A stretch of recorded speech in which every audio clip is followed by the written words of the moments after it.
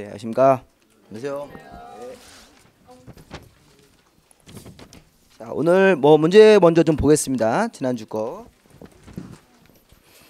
자, 수업 문제인데 한번 좀 보시고 기본적인 문제들로 구성되어 있으니까 좀 잘 좀 맞춰 주셔야 되는데 지금 모르신다고 그래서 너무 실망하지 마시고요. 어차피 복습 안 하고 지난주에 본 거 확인만 하시는 거니까. 자, 1번 보시면 자, 도시계획 시설 결정 고시가 되고 나서 2년이죠. 2년이랄 때까지 사업을 안 하고 방치하면 사유재산권 침해이기 때문에 가설 건축물 등의 건축을 허가받아 할 수 있다. 이렇게 맨 앞에 부분하고 맨 뒤에 부분만 잘 봐주시면 돼요. 2년 동안 어디서? 도시계획 시설 부지에서. 도시계획 시설이면 도로나 공원, 학교 그런 용어죠. 근데 그거를 새로 설치하기로 결정을 했다. 그럼 거기서는 도로 이외의 건물들은 허가가 안 나와요. 개인적으로.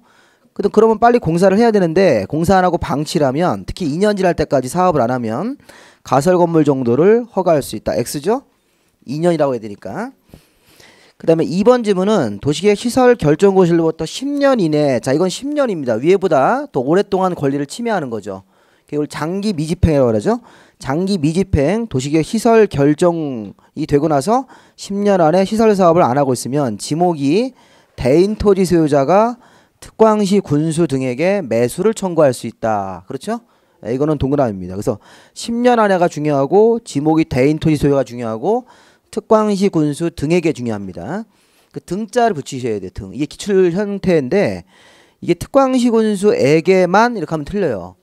등이라고 하는 것은 다른 청구 대상자가 있다는 거죠. 특광시 군수에게 청구할 수도 있고 내 땅을 빨리 사가라고. 또 예외도 시행자, 또 설치관리 의무자 이런 사람들이 있으면 그런 사람에게도 매수 청구를 할 수가 있다. 이렇게.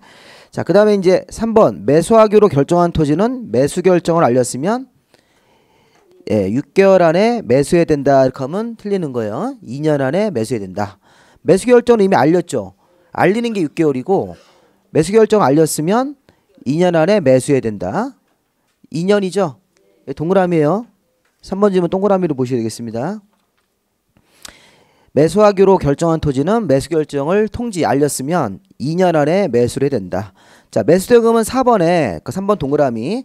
매수대금은 현금 지급이 원칙이죠. 예외적으로 지방자치단체가 매수 의무자라면 매수해 줄 상황이라면 도시계획 시설채권. 자, 채권 이름이 틀렸어요. 도시계획 시설채권이라고 하셔야 돼요. 도시계획 시설채권.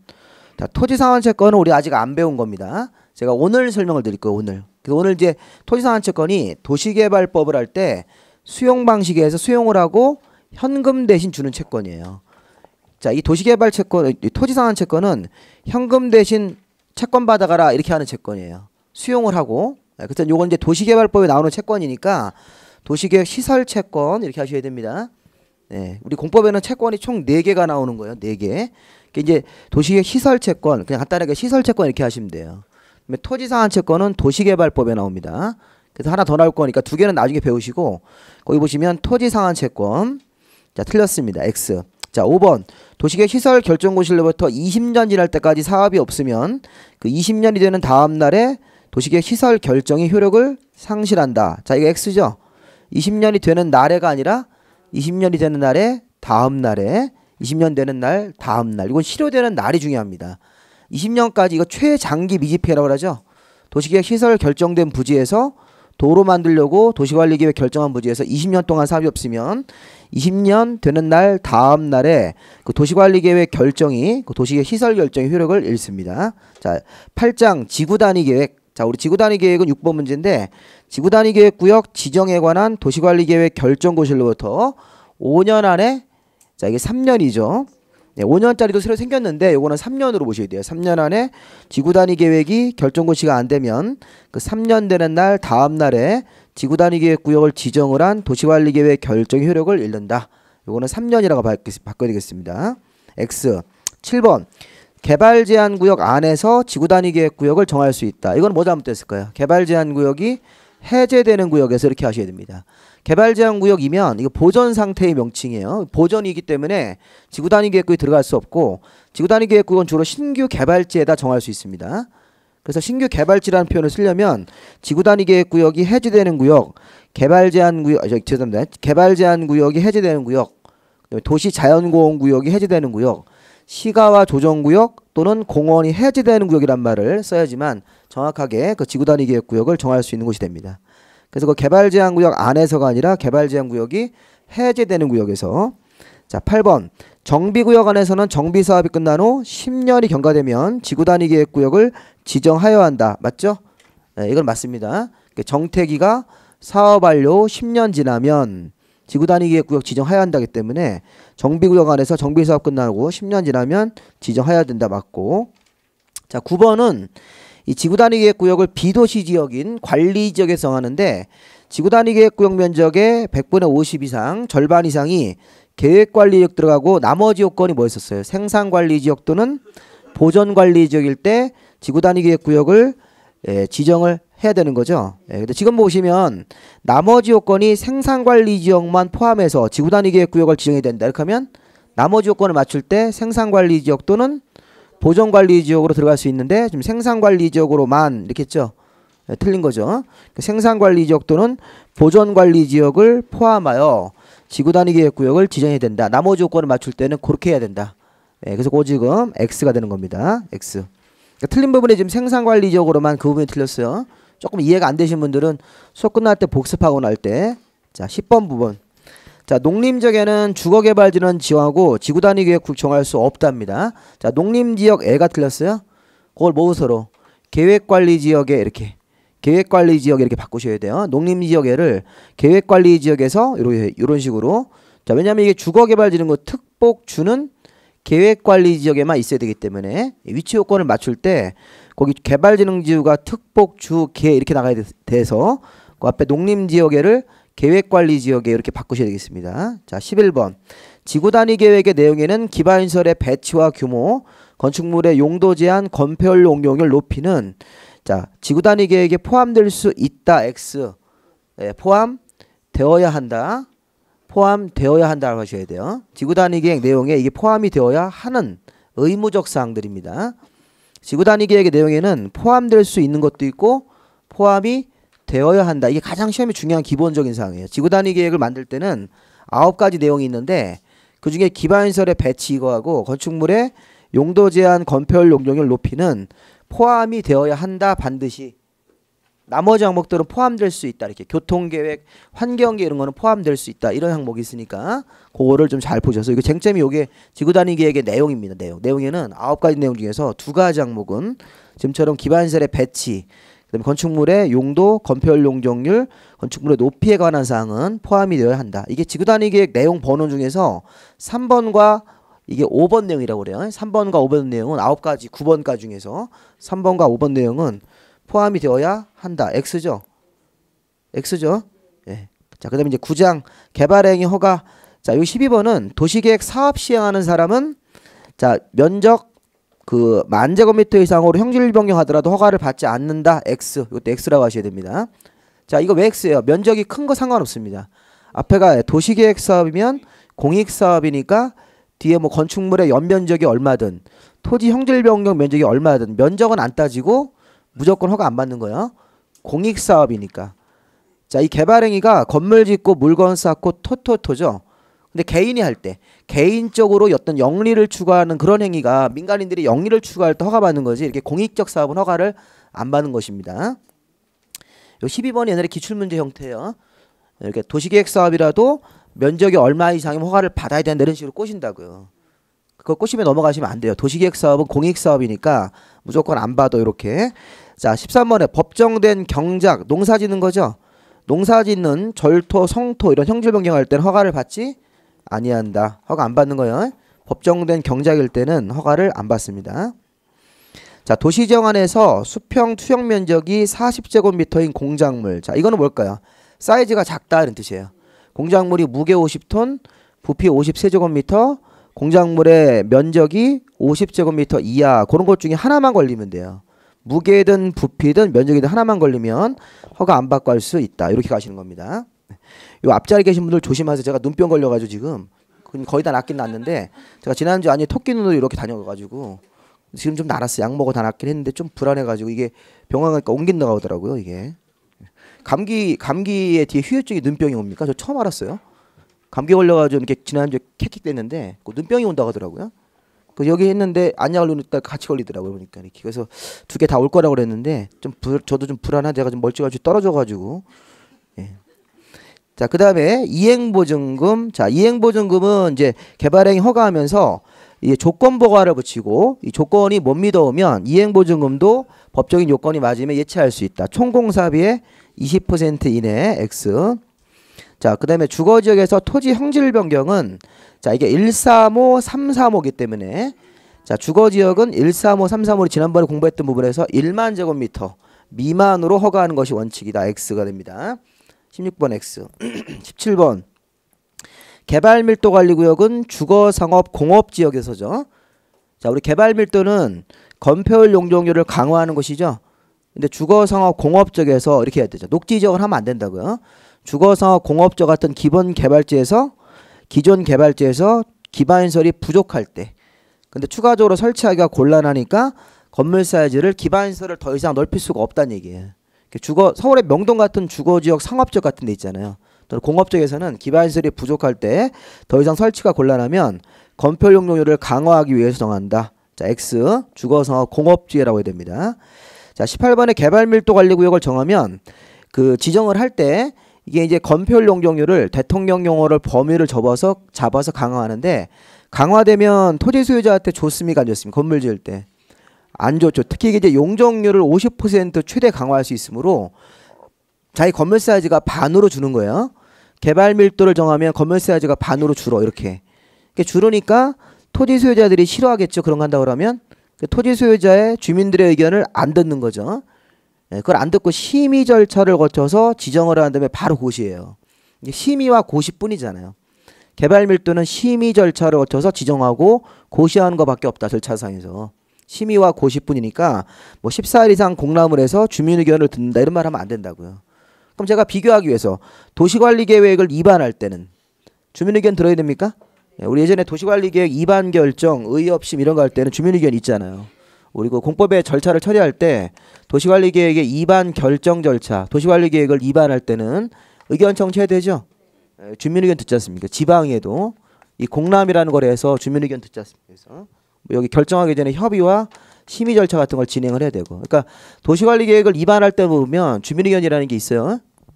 이렇게 비교를 좀 한번 해보면서 가봐야 되겠죠. 근데 개발밀도관리구역은 도시관리계획 입안에서 결정하는 사항이 아니기 때문에 절차상에서 그냥 심의 절차밖에 없는 겁니다. 자, 그 다음에 이제 19번, 18번 X. 자, 그 다음에 19번은 개발밀도관리구역 다음에 나오는 게 기반시설 부담구역이죠. 그래서 기반시설 부담구역은 신규 개발지에다가 자, 아파트 개발하기 전에 신규 개발지로 들어가서 아파트로 개발하기 전에 기반시설부터 먼저 부담해라. 기반시설을 먼저 부담해라. 그래야지 난개발을 예방할 수 있으니까. 기반시설 부담구역은 건물 사이즈 작게 지는 게 아니에요. 아까 개발밀도관리구역은 건물 사이즈 작게 지는 거지만 기반시설 부담구역은 어떻게 하라는 겁니까? 이 제목을 보면서. 이건 신규 개발지로 간다. 서울시 외곽지역에 경기도권 나가서 신규로 개발한 지역이 있다. 뭐로 개발해? 아파트로 이렇게. 아파트부터 져야 돼요? 기반시설부터 해야 돼요? 기반시설부터 먼저 해야죠. 기반시설이 도로나 공원 이게 없는데 학교가 없는데 아파트부터 져가지고 입주해버리면 난개발 욕먹는다고요. 그걸 해결하기 위해서 기반시설인 도로라든가 뭐 공원이라든가 뭐 학교 이런 것들을 어떻게 하라는 거야? 의무적으로 부담해라. 의무적으로 설치해라. 자, 누가 설치하고 이런 거는 나중 문제고 일단 설치를 의무적으로 하는 것이다. 그래서 기반시설이 어느 정도 만들어지고 나서 그 다음에 뭐 해라? 개발행위해라. 기반시설부터 먼저 부담해. 이게 먼저 설치하라는 거예요. 먼저 의무적으로 부담해라 이런 얘기. 의무적으로 설치해라 이렇게 해석을 하시면 되겠습니다. 자, 그러면 지금 보면 19번의 기반시설 부담구역은 개발밀도관리구역 안에서 기출문제예요. 이게 중복이 되면 안 되죠. 안 되죠. 개발밀도관리구역은 주거상업 공업지역에서 하고 건물 사이즈를 줄이는 곳인데 그거랑 반대지역 신규 개발지로 나가서 기존 개발지가 아니라, 그러니까 우리가 주거지역, 상업지역, 공업지역에서는 개발밀도를 하고 거기 바깥으로 나오면 녹지지역, 관리지역 이런 데가 있잖아요. 그런 데서는 기반시설 부담구역을 하는데 우리 법에서 기반시설 부담구역은 개발밀도관리구역 외의 지역에서 특과항식 원수가 정한다 이렇게 돼 있다고요. 그거 안에서라는 것도 기출문제입니다. 이것도 중복되면 안 됩니다. 중첩하여 이런 식으로 시험문제를 냈었다고. 중첩하면 안 됩니다. 자, 그리고 20번도 X인데 그거는 1년이 맞아요. 기반시설 부담구역 정해지면 1년 되는 날까지 기반시설 설치 계획을 빨리 만들어서 걔네들을 도시관리계획에 반영해가지고 기반시설의 의무 설치로 가야 되는 겁니다. 근데 2년 그랬으니까 잘못됐습니다. 자, 1년 안에 기반시설 설치 계획 수립을 하면 부담구역 자체가 해제되는 것으로 본다. 자, 오늘 이제 공부할 부분 피시겠습니다. 자, 우리 지난 시간에 토지거래 허가제 조금 하셨죠? 네, 오늘 토지거래 과제를 마치고 이제 바로 이제 우리 그 도시개발법으로 들어갈 건데요. 자, 우리 그 212페이지를 한번 좀 볼까요? 지난주에 우리 209페이지까지는 하셨죠? 토지거래 과제 하나도 안 했습니까? 네, 그럼 오늘 토지거래 과제부터 보시는 걸 하겠습니다. 208페이지. 그 앞에 비용은 이거 안 보셔도 돼요. 그 비용은 3월달에 하실 204페이지는 3월달에 하시면 되고. 자, 209페이지로 가시면 토지거래 허가구역이라는 제도가 있어요. 있죠? 네, 거기서부터 보겠습니다. 자, 우선 우리 그동안 국토계획법을 쭉 어렵게 배워왔는데 마지막 부분에 온 겁니다. 얘가 마지막 부분. 그럼 우리 제목을 잠깐 좀 볼까요? 자, 우리 국토의 계획 및 이용에 관한 법률이라고 되어 있어요. 이렇게. 우리 법의 이름이. 자, 지금까지는 국토에 대해서 행정청이 계획을 세워줘. 무슨 계획? 도시관리계획이라고요. 우리 그동안 도시관리계획 쭉 배웠죠. 6가지 내용으로. 그럼 우리 국민들은 요 이용이라는 게 개발이잖아요. 개발. 이 도시관리계획에 잘 맞게 개발해야 되는 거죠. 지난 시간에 그래서 개발행위 허가제라는 것도 배운 거라고요. 그동안은 도시관리계획을 배우고 개발행위 허가제까지 배웠습니다. 그럼 여기까지 배우면 이게 무슨 규제냐면 이건 이용규제예요. 이용규제. 토지 소유자들이 마음대로 이용하지 못하게 관청이 계획을 만들어주고 이 계획대로만 이용해라, 개발해라. 그래서 그걸 계획대로 잘 맞는지 개발할 수 있는지를 확인받는 작업이 허가라고요. 근데 지금은 이게 뭐냐면 토지 거래 규제를 하겠다는 겁니다. 국토계획부에서는. 자, 이용 규제하고 거래 규제 차이점 아시겠어요? 단어 차이점? 이용은 땅 주인이 자기 땅에다가 건물을 짓는데 어떻게 져라 이렇게 제한하는 거죠. 건물을 뭐 건폐율도 정하고 용적률도 정하고 그다음에 건축물의 종류 제한도 하잖아요. 근데 거래 제한은 토지를 마음대로 매매하지 못한다죠. 이렇게 할 수도 있다는 거예요. 그 토지에 대해서 왜 이제 투기적인 그런 거래가 생기는 땅들이 우리나라에 있으니까 정부가 어떤 지역을 개발한다고 발표하면 우리 얼마 전에 제주도에 그 신공항 예정지 발표했죠. 그렇죠? 제주도에 공항이 부족해서 신공항을 만들자 이렇게 발표했잖아요. 그럼 발표를 안 하면 거기 투기적인 거래가 없는데 발표를 하면 땅값이 이제 올라가죠. 올라가죠. 정부가 개발 발표를 하는 거니까. 그러면 투기적인 거래가 생긴다고요. 그거를 단기간에 사고 팔고 이렇게 해서 땅값이라는 게 평당 20만 원밖에 안 하던 땅이 평당 하루아침에 막 40만 원 되고 뭐 자고 일어나면 또 80만 원 되고 이런다고 계속 땅값이. 나중에 이제 그 개발지가 되니까. 그러면 그런 지역에서 토지 거래 행위 자체를 제한하겠다 이런 얘기예요. 단기간에 거래해서 이익을 받는 사람들을 좀 이렇게 제한하기 위해서. 그래서 이 토지 거래 허가구역이라는 걸 하겠다는 겁니다. 자, 이것도 토지 거래 허가구역 장소를 정하는 겁니다. 자, 우리나라 전국에 한 5%가 들어가 있대요. 현재 통계를 보니까 우리나라 전국적인 남한 면적에서 우리 5%가 허가구역으로 묶여 있어서 여기서는 토지를 거래할 때 쉽게 우리 매매할 때 자, 매매 계약 체결 후에요, 전이에요? 네, 전이에요, 전. 우리 민법에서는 매매 계약 체결 전에 먼저 저기 매매 허가를 받기 전에 먼저 우리 허가를 받기 전에 먼저 계약서를 쓰는 사람들이 있었는데 그거 제가 나중에 설명을 드릴 겁니다. 원래는 우리 공법에서 정식으로 우리가 합법적인 행위를 하려면 매매 계약 전에 먼저가 신청하는 겁니다. 다시 한번 매매 계약서 쓰기 전에 먼저가 신청 늘하는 거죠. 네, 그럼 허가가 나오면 그 다음에 계약서를 쓰는 게 그게 정상적인 절차예요. 공법에서. 근데 민법의 판례는 뭐가 나옵니까? 허가를 안 받고 미리 계약서를 쓰는 사람들 있죠. 네, 그런 사람들에 대한 설명을 제가 좀 이따 다시 한번 드릴 거예요. 그러니까 이게 정식적, 이게 합법적인 절차입니까? 어디 안에서? 허가구역 내에서는 매매 계약을 쓰기 전에 먼저가 신청을 넣어서 허가를 받습니까? 예, 그러면 그 다음에 계약서를 쓰고 서로 계약금 주고받고 이렇게 토지 거래 행위를 하라는 거예요. 근데 요거의 반대로 민법에서는 허가 신청 전에 뭐 하는 사람이 있어요? 허가 없이 먼저 계약서를 쓰는 사람이 있습니까? 이런 사람들이 있다고요. 이런 사람에 대한 제재는 따로 볼 거예요. 이거 지금 우리가 허가 신청 전이라는 것은 쉽게 얘기하면 무허가로 허가 없이 무허가로 계약서를 쓰는 사람이 있습니까? 있어요. 민법에 이런 판례가 있잖아요. 있다는 건 실제 이런 사람이 실제 실무감이 있다는 건데 이런 사람들이 두 명으로 갈라지는 거예요. 어떻게 갈라지냐면 허가를 안 받고 계약서를 먼저 썼지만 이 사람이 나중이라도 뭐 하겠다고 허가를 신청하자고 계약 체결한 당사자 간에 서로 간에 합의한 사람들이 있어요. 이렇게 이런 사람들은 처벌하지 않아요. 이런 사람들까지는 우리 뭐로 보는 겁니까? 합법적인 사람으로 봐주는 거예요. 대법원 판례가. 근데 이런 사람이 있어요. 토지거래 허가를 처음부터 허가를 안 받고 계약서를 쓰면서 야 우리 토지거래 가지를 완전히 피하자. 배제하거나 잠탈한다는 그런 말이 있지 민법에서. 이런 사람들. 이런 사람들 있으면 공법에서 이 사람들이 위법행위가 되는 겁니다. 요거만 알아두세요. 요렇게. 우리 공법에서는 토지거래 허가를 신청을 먼저 해야 되는 거죠. 계약서 쓰기 전에. 이렇게 하면 되면 합법적인 정상적인 절차 이렇게 되는 거라고. 정상적인 절차가 되는 거죠. 이런 사람에 대해서는 당연히 합법적인 거고 이런 사람이 쓴 계약은 무슨 계약이에요? 허가를 받고 나서 그 다음에 허가를 먼저 신청했으니까 허가 받은 후 나중에 계약서를 쓰면 그 계약은 확정적 유효. 확정적 유효죠. 합법적인 행위니까 이 사람이 허가 받은 다음에 그 이후에 계약서 썼다고 이렇게 허가 받은 후. 지금 무슨 말인지 아시겠어요? 허가 받은 후에 계약서를 쓰면 이렇기 때문에 이 계약 자체는 확정적인 유효라가 된다고요. 확정적 유효. 이 민법 시간에 배우는 거. 그런데 여기 보세요. 허가를 안 받고 계약서 썼죠.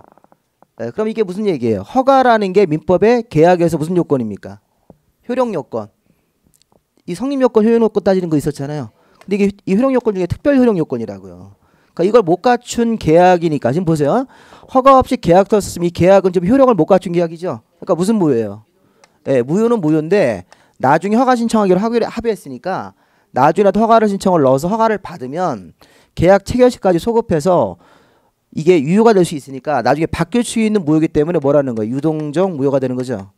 이렇게 토지거래과제를 처음부터 배제하거나 잠탈할 의도가 있는 사람들은 무효는 무효인데 이거 확정적 무효가 되는 거죠. 이렇게 요거를 우리 민법 시간에 배우신 거야. 요걸 민법 시간에 배우신 거라고. 그렇게 눈을 동그랗게 뜨시면 안 되죠. 배운 건데 그 공법 시간에 얘기하니까 생소하죠. 또 생소하게 들린다고요. 이게. 근데 민법 시간에 이거 얘기는 안 하신다고요. 이게 합법인지 위법인지 얘기는 안 한다고요. 이거 하셨어요? 그럼 이게 처벌 조항이 뭐라고 얘기 안 하셨죠? 징역. 이거 얘기했다고 2년 이하의 징역? 이건 안 하잖아요. 이건 국법에서 배우는 거라고요. 국법에서 이게 나오기 때문에 2년 이하의 징역, 토지 가격의 100분의 30에 상당하는 벌금 이렇게 된다고 이렇게. 이게 2년 2천만 원이 아니라는 거예요. 그러니까 우리가 여기까지는 합법이고 여기 위법이에요. 이거 배제하거나 잠탈할 의도하는 사람들은 공법상의 위법행위 때문에 처벌받고 계약도 확정적 무효고 이렇게 되는 거죠. 그렇죠? 그래서 이걸 우리가 이제 토지거래제에서 기본적으로 민법이랑 좀 연관된 건데, 근데 토지거래가는 내년부터는 중개사법으로 넘어갑니다. 법이 바뀌어가지고 중개사법이 새로 생겼는데 그쪽으로 이 허가제가 떨어져 나가요. 저희 이제 앞으로 설명할 이제 그게 저한테 이제 마지막으로 듣는 거예요. 다음에 이제 내년부터는 저기 중개사법을 들으셔야 돼요. 오셔가지고. 네. 그런 거 이게 그렇게 됐습니다. 저희 원래 이게 또 공법 강의하면서 그런 일은 처음이었어요. 공법이 이렇게 내용이 생기는 거 있어도 빠져나가는 게 이렇게 빠져나가서 중개사법 사실 이게 주택거래 이제 신고와랑 관련돼 가지고 토지거래는 허가제 구역이고 주택 이런 거는 거래 신고제잖아요. 부동산 거래 신고제 이런 거는 이제 중개사법에 있는데 그쪽이랑 좀 관련이 있어서 그쪽 이렇게 모아서 법을 자 그러면 자 이렇게 이거 다시 한번 설명을 좀 이따 드리고요. 일단 이런 형태로 우리가 기본적으로 토지거래제를 좀 이해해 주시고 그럼 토지거래제는 공부할 때 이게 토지거래 허가구역을 일단 정합니다. 지정 파트가 있습니다. 이게. 그 다음에 허가구역으로 들어가서 토지를 매매할 사람들은 허가받는 파트가 두 가지가 있습니다. 두 가지로 나눠서 공부하시면 돼요. 일단 관청부터 볼까요? 자, 우리 허가구역을 우리나라 땅에서 지정하거나 이 지정권자라고 하죠. 지정권자가 우리 허가구역을 변경하시는 변경권자, 그 다음에 해제하는 해제권자 같은 사람입니다. 허가구역을 지정, 변경, 해제라고 돼 있습니까? 이런 것들을 누가 하는 거냐? 관청 중에 국토교통부 장관님하고 요거 이제 시도지사가 합니다. 이렇게 지금 보시면 그 208페이지를 보세요. 01번에 1번에 양가 1번 국토부 장관 시도지사죠. 그분들이 자 허가구역을 정할 때는 세 가지의 원인 중에 하나만 있으면 돼요. 투기적 거래가 성행하거나 이래 돼 있습니까? 동그라미 1번 이렇게 치세요. 지가가 급격히 상승하는 지역에다가 동그라미 2번. 그 다음에 그러한 우려가 있는 지역입니까? 거기다가 동그라미 3번 이렇게 번호를 치세요. 그러면서 읽으셔야 됩니다. 국토부 장관 시도의사가 어떤 지역에 투기적인 거래가 현재 막 성행을 하고 있다. 아니면 지가가 급격히 상승을 한다든가, 아니면 세 번째 투기적 거래가 성행하지 않더라도 그러한 뭐가 있을 때, 우려가 있을 때, 그러한 우려가 있습니다. 이렇게. 자, 요런 세 가지 현상 중에 모두 있어야 되는 거예요. 올이에요, 이게 오어예요. 오어라는 게 요거 세 개 중에 하나만 맞는다는 거죠. 요것 또는 요것 또는 요것 또는 하나만 있으면 된다는 거예요. 그래서 시험 문제가 과거에 투기적 거래가 성행하지 않아도 그러한 우려가 있어도 허가구역을 정할 수가 있다. 맞아요? 네, 맞는 거예요. 국토부 장관이나 시도의사가 투기적인 거래가 생길 우려가 있다고 판단이 돼도 허가구역을 정할 수가 있다는 거라고요. 반드시 현재 이렇게 현상적으로 이렇게 세 가지 현상 중에 하나만 있으면 되는 거니까. 그리고 원래는 이게 세부적인 요건이 기역, 니은, 디귿, 리을이 밑에 또 있어요. 사실은.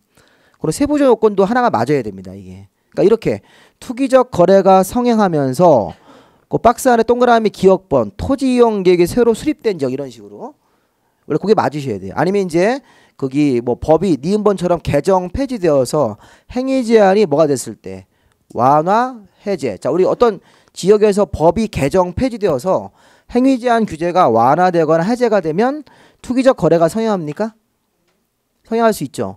왜 이렇게 연결이 돼야 되는 거라고요. 그 기역, 니은, 디귿, 리을 중에 하나를 골라서 위에 거기 이쪽 기본적인 이런 현상 중에 하나 이렇게 연결하는 건데 지금 그건 보지 마시고 그냥 우리가 이런 세 개 중에 투기적 거래가 성행하든지 집값이 상승하든지 그러한 우려가 있으면 누가 국토부 장관 시도지사가 이런 분들이 허가구역을 정할 수가 있다. 정할 때는 기간이 있어요. 몇 년 이내로? 5년 이내에서. 자, 이게 시험 문제에서 5년간 그러시면 안 됩니다. 5년간 허가구역 정하지 않고 5년 이내에서 기간을 정한다. 5년 이내에서 이런 식으로 표현이 됩니다.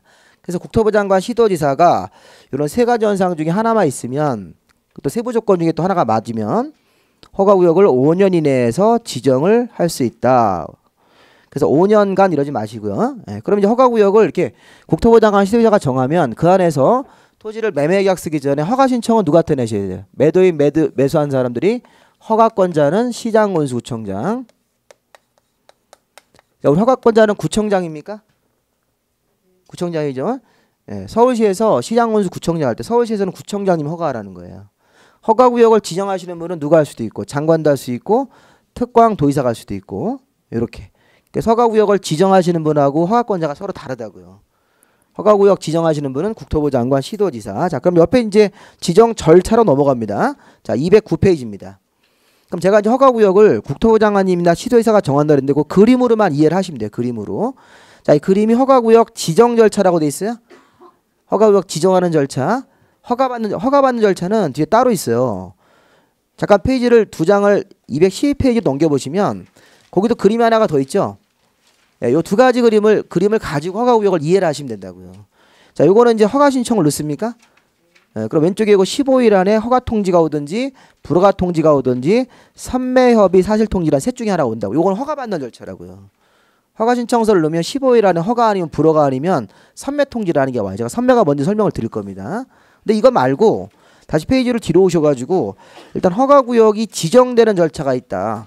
허가구역을 정해야지만 그 안에서 이제 토지거래 허가를 받아야 되는 거니까 허가구역 정하는 절차는 일단 대상적을 조사한대요. 이거 먼저 좀 보세요. 이쪽도 한번 써보겠습니다. 이건 다시 또 설명을 해야 되니까 이쪽에 쓰겠네요. 자, 우리 허가구역을 먼저 대상적을 조사합니까? 투기적 거래가 있는지 조사를 한다고요. 누가? 국토부 장관님이나 시도의사가 조사하겠죠. 담당 공무원들을 보내서 조사하고 나서 심의하죠. 자, 심의가 여러 전문가들이 모여서 회의하는 거 우리 도시계획위원회 그러잖아요. 국토부 장관이 할 때는 중앙도시계획위원회, 시도의사가 할 때는 지방도시계획위원회 이렇게 하시면 된다고요. 그럼 심의를 거친 다음에 허가구역을 지정하고 외부로 발표한다. 이렇게 공고라고 그러죠. 그럼 이게 지금 국토부 장관이 할 때는 국토부 장관님이 지정해서 공고하면 되고 시도의사가 할 때는 시도지사가 이제 공고를 하라는 겁니다. 그럼 여기도 좀 보세요. 조사에서 심의를 거쳐서 허가구역을 이제 지정하고 공고를 이렇게 했잖아요. 이렇게. 자, 이 상태에서 좀 주민의견 청취라는 거 없죠. 이게 허가구역을 최초로 정할 때도 주민들한테 알릴 필요가 없다는 거예요. 의미가. 뭐 14일 이상 공람을 해서 막 주민의견 듣고 이런 짓을 하면 안 된다고요. 그러니까 도시계획위원들 불러다가 조용히 심의한 다음에 허가구역을 지정을 하는 겁니다. 이렇게. 심의할 때도 보통 한 12시에 오시라고 그래가지고 밤에 조용히 할 때 이렇게 주민들 모르게 주민들이 자기 땅이 허가구역이 된다는 걸 알면 주민들이 항의할 수도 있는 거라고요. 그러니까 그런 거 하지 못하게 그냥 조용히 심의를 해서 허가구 정하고 발표한다. 그럼 이제 지정해서 발표를 했으면 이제 그 다음 절차가 국토부 장관님이 뭐라 하셔야 돼요? 통지라는 걸 해야 돼요. 지정 사실과 지정 관련 서류를 국토부 장관님이 했다고 하면 이걸 시도지사에게 통지를 하는 겁니다. 여기서 포인트는 차례대로 내려가야 된다는 거예요. 행정 절차상에서. 건너뛰면 안 돼요. 중간에. 시도지사는 다시 또 누가 통지해요? 이거를 시장군수 구청장한테 지정 사실과 지정 관련 서류를 통지한다. 이렇게. 그럼 시군구청장님은 다시 누구에게 해요? 등기성한테 이렇게. 그럼 시험 문제에서는 국토부 장관님이 지정 공고한 다음에 등기성한테 막바로 통지가 들어가면 안 된다는 거죠. 통지는 차례대로 시도지사, 다시 또 시군구, 시군구청장이 누구에게? 등기성에게. 그런 거를 이해를 해두시라는 겁니다. 문제 포인트가. 여기서 만약에 시도지사가 정했으면 요 시도지사 통지는 없겠죠. 지정권자가 누구니까. 시도지사로 바꿔서 경우를 하면 이거 없이 시도지사가 지정을 해서 막바로 이렇게 시군구와 등기사 통지가 내려가면 되는 거죠. 자, 또 하나 시험 문제는 뭐냐면 이 허가구역이 지정되는 절차입니까? 지정? 네, 지정 절차죠. 근데 허가구역 지정 절차가 뭐랑 같은 거예요? 가로 열고 변경 절차와 해제 절차랑 같은 거라고요. 그럼 우리 옛날 시험 문제가 이런 게 있었어요. 허가구역을 해제할 때는 심의 없이 해제할 수 있다. 이게 X죠? 틀린 거예요. 허가구역을 지정할 때 심의를 거쳐서 지정했듯이 해제와 변경도 똑같은 절차로 이렇게 통지까지 다 하셔야 된다는 거예요. 그러니까 해제할 때도 해제에 관한 조사를 해서 투기적 거래가 없었는지를 조사를 해서 심의를 합니까? 네, 그 다음에 해제, 공고, 해제에 관한 통지를 다 해주라는 거예요. 변경이라는 건 뭐다? 허가구역을 늘리거나 줄이는 거 있죠, 면적을. 네, 그거 할 때도 당연히 이렇게 심의를 거쳐서 변경 공고하고 다 통지까지 가셔야 돼요. 이렇게. 그래서 지정 절차가 변경과 해제와 같은 절차로 이렇게 절차를 진행을 해서 허가구역 지정되면 9시 뉴스에 나온다고요. 오늘 어떤 지역에 허가구역이 됐습니다. 이렇게 발표가 나온다고. 제주도 옛날에 신공항 발표할 때 그때 이제 국토부에서 발표하면서 동시에 끝날 때 여기는 그러면서 허가구역 지정이 됐습니다. 이렇게 얘기하잖아요. 투기적 거래가 있으니까 그 거래를 차단하기 위해서. 그리고 허가구역을 요 기간이 5년 이내죠. 네, 근데 이거를 연장할 수 있습니다. 만약 허가구역 5년이니까 5년으로 최대로 이렇게 정할 수도 있어요. 그 상태에서 이게 풀리면 허가구역이 풀리면 또 투기적 거래가 생길 것 같으니까 연장 우리 재지정이라는 게 있죠. 그 교재 보시면 그 왼쪽에 재지정을 할 때는 화살표가 막바로 심의로 가지 말고 뭐라는 겁니다. 허가구역을 다시 정할 때는 여기 의견 청취라는 걸 해야 돼요. 근데 이것도 주민 의견 청취는 아닙니다. 지금 누구 의견 청취냐면 국토부 장관님이 자기 하급자인 시도지사님하고 시장군수 구청장에게 대해서 허가구역을 다시 해도 되겠냐 이렇게 물어보라는 거예요. 허가구역을 다시 해도 되겠냐 이렇게 물어보고 재지정 심의로 가서 재지정도 똑같은 절차로 재지정 공고, 재지정 통지까지 그대로 다 내려가시면 돼요. 자, 우리 허가구역을 최초로 정할 때는 의견 청취라는 거 해야 안 해요? 안 하는 거예요. 허가구역 최초로 정할 때는 막바로 그냥 지정 심의를 해서 지정 공고, 허가구역을 지정할 때는. 허가구역을 다시 정할 때는 심의하기 전에 뭐가 필요하다? 의견 청취가 필요하다. 우리 교재의 그 원문을 좀 볼까요? 그 그림 밑에 보시면 심의 좀 보세요. 장관이나 시도가 허가구역을 지정입니까? 다시 지정입니까? 그냥 지정이죠 일단. 그냥 지정을 할 때는 처음에는 그냥 지정할 때는 중앙도시계획위원회, 지방도시계획위원회, 그 시도, 도시계획위원회 심의를 거쳐야 된다. 동그라미 2번. 지정기간이 끝난 허가구역을 다시 허가구역 정한다. 이렇게 돼 있죠. 그냥 지정이 아니라 최초 지정이 아니라 다시 지정을 할 때는 심의하기 전에 시도나 시군구청장한테 의견을 들으셔야 돼요. 네, 들어야 된다고요. 그래서 허가구역을 다시 정한다 이런 말 나오면 심의 전에 뭐가 필요해? 의견 청취가 필요하다. 이렇게 생각을 정리하시고 허가구역을 그냥 지정을 한다 이렇게 하면 심의만 거쳐서 지정 공고하시면 된다는 겁니다. 자, 넘기십시오. 나머지 내용들은 아까 우리 본 거랑 똑같은 내용들이니까. 그 뒤에 가보시면 양가로 3번에요. 허가구역의 효력 발생일이라는 게 있습니다. 이거 뭐 하는 거냐면 허가구역이 최초로 지정되면 주민들이 이제 주민들한테 이제 허가를 받고 매매를 해야 되면 이렇게 알리는 거라고요. 그럼 이때 우리가 공고가 되고 나서 자 5일 후에 효력 발생한다. 자, 허가구역을 최초로 정했을 때는 주민들이 놀라죠. 예, 허가구역이 있다는 걸 알면 놀라니까 5일 쉬었다 효력 발생하는 거라고요. 그렇죠. 그러니까 오늘 허가구역 지정고가 나왔어도 오늘 빼고 초일 불산입으로 해서 내일부터 하루 모레가 이틀 계산해가지고 5일이 지난 다음에 효력 발생하는 거라고요. 그러니까 허가구역 오늘 지정고인데도 오늘 계약서 쓸 때 허가 안 받고 쓸 수 있습니까? 네, 그래 되는 거예요. 5일까지는 효력 발생 아직 안 된 거니까. 그 허가구역을 최초로 정하면 5일 후인데, 근데 밑에 보시면 효력 발생일이 해석할 때 허가구역을 재지정, 다시 정하거나 축소 해제 공고가 나왔을 때는 공고일부터. 그 무슨 말인지 아셨어요? 허가구역을 다시 정할 때는 재정할 때는 투기를 연속적으로 막아야 되니까 이 보십시오. 자, 우리 5년간 지금 허가구역을 했어요. 이렇게. 근데 여기 끝나는 날이에요. 끝나는 날과 동시에 끝나자마자 재정고라는 걸 또 합니다. 이렇게. 5일 쉬었다가 하면 돼야 안 돼요. 그럼 안 되죠. 5일간의 간극이 있으면 안 되니까 허가구역을 끝나는 날과 동시에 재지정을 하면 재지정 공고일 즉시 효력 발생하는 거죠. 아시겠죠? 그리고 이제 허가구역의 해제 축소는 규제가 없어지는 거예요. 없어지는 건 5일 쉬었다가 없애야 돼요. 바로 없애는 거예요. 바로 없애면 더 좋잖아요. 국민들한테. 뭘 5일 쉬었다가 없애버립니까?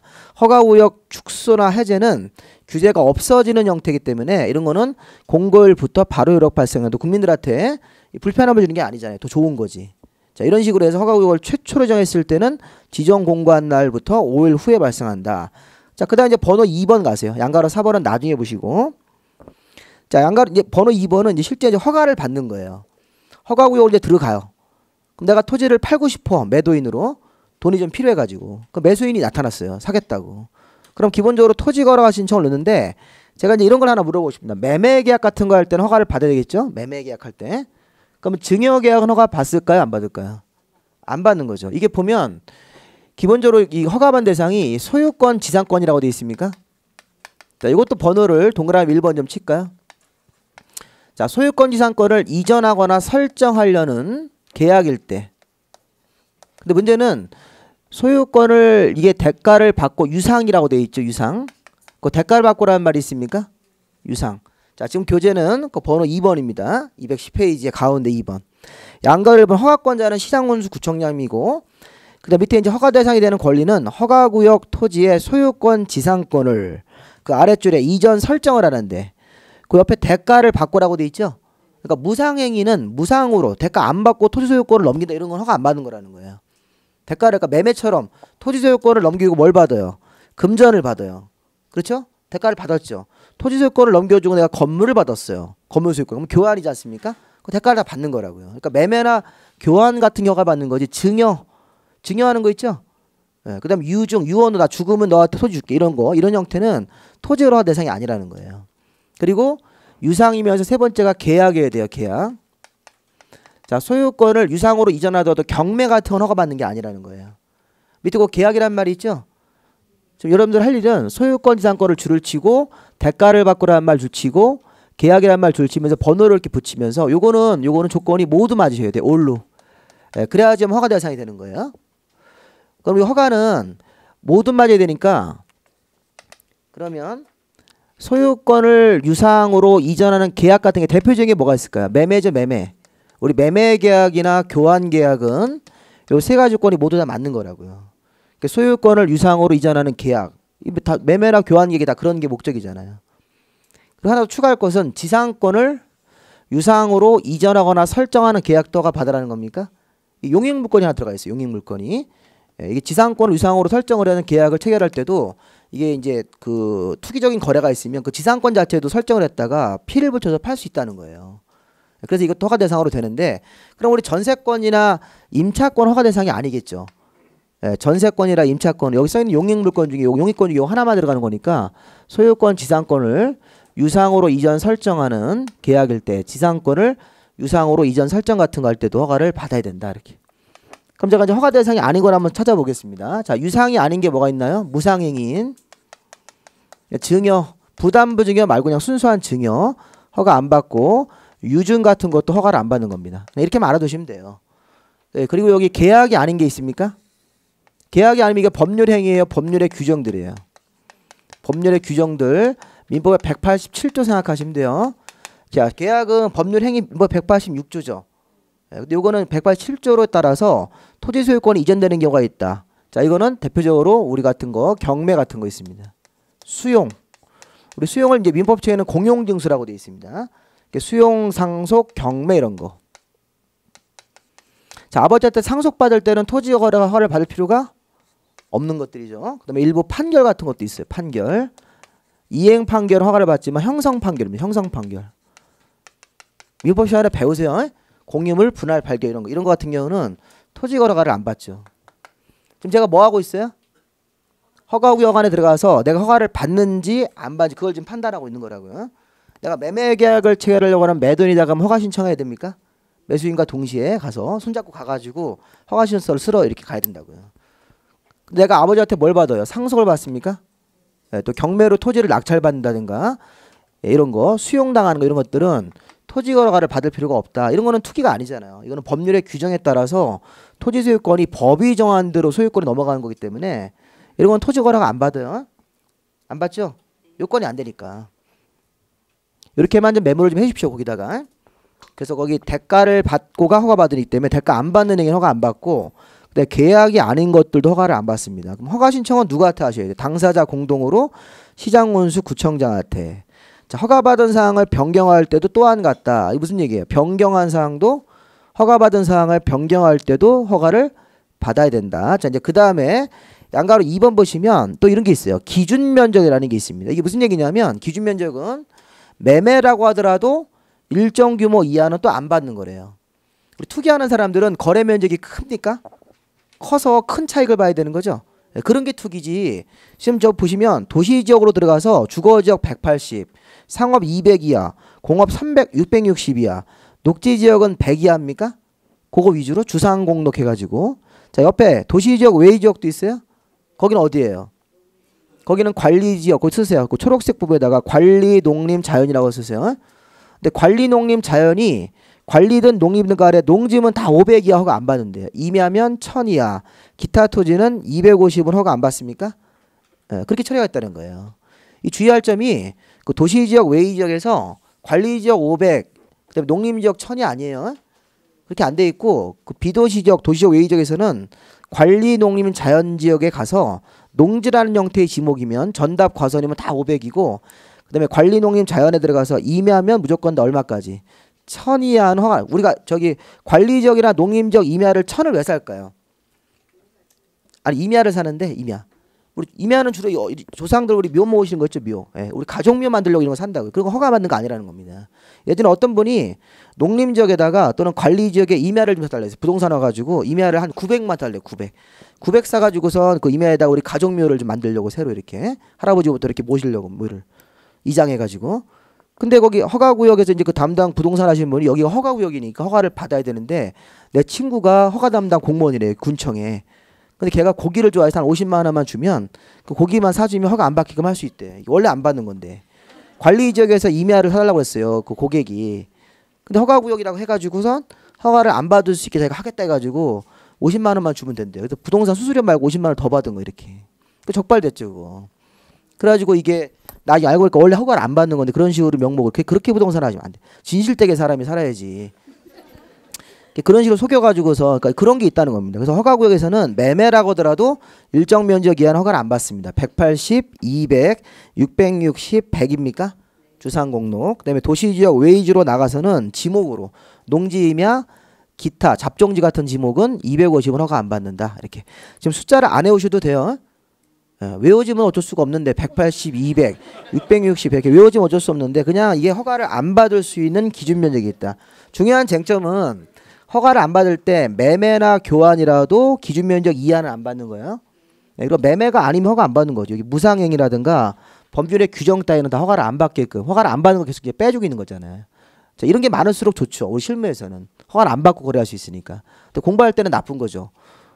공부할 때 자꾸 외울 게 생기기 때문에 이렇게 내년에 이제 중개사법 시간에 요거를 다시 한번 배우시면 돼요. 지금 현재도 중개사법 시간 조금 하긴 하시죠. 하시긴 하시는데 이게 이제 그 내년부터는 이제 본격적으로 이제 이거를 공포에서 빠져나갑니다. 자, 양가로 4번 이제 허가 받는 절차 간단히 한 5분 정도만 더 보겠습니다. 요거. 자, 이번에 이제 그림 하나 더 그려보시는 건데 요거는 허가구역이 지정되거나 변경 해제 절차. 근데 이번 절차는 이제 내가 매매를 하는 거예요. 허가구역 내에서. 허가 받는 절차가 있습니다. 이 부분이 조금 더 중요합니다. 자, 일단 먼저 허가 신청을 넣어요. 토지거래 허가 신청을 넣습니다.